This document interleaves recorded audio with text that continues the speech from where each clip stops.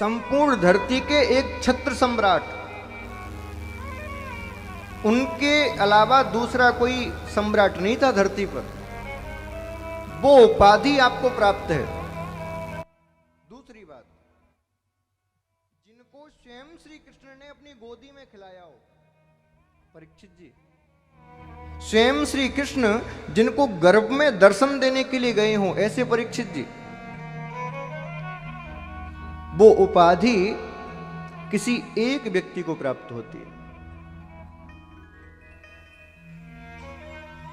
लेकिन गजब की बात यह है कि हम संसार के चक्कर में आके उसका लाभ नहीं उठा पाते। हम 7 दिन केवल लोक व्यवहार में ही बिता देते हैं। कौन सा रिश्तेदार आया, किसको कहां बैठाना है, किसको क्या नाश्ता कराना है, क्या भोजन कराना है, हाँ? बंधुओं, लोक व्यवहार निभाने के लिए भागवत नहीं है।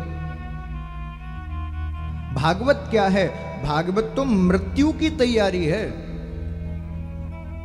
क्या है? जो व्यक्ति कथा कराता है, इसका मतलब यह है कि अब उसके मन में आ गया है कि मैं सांसारिक काम मैंने सारे कर लिए, अब मुझे परलोक की तैयारी करनी है। मैंने संसार में नाम कमा लिया, प्रतिष्ठा प्राप्त कर ली, धन कमा लिया, अपने बच्चों को विधिवत रूप से कारोबार दे दिया, अब मेरी जिम्मेदारी इस लोक की पूरी हो गई, अब उस लोक को संभालना है। वो व्यक्ति कथा कराता है। और कथा कराने के बाद यदि इस लोक का मोह आपके मन से ना जाए तो समझ लेना आपने कथा नहीं कराई।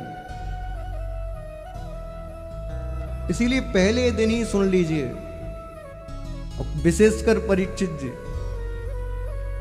कथा के बाद घर से, परिवार से, संपत्ति से, रिश्तेदारों से उतना ही नाता हो, दूर के राम राम बस।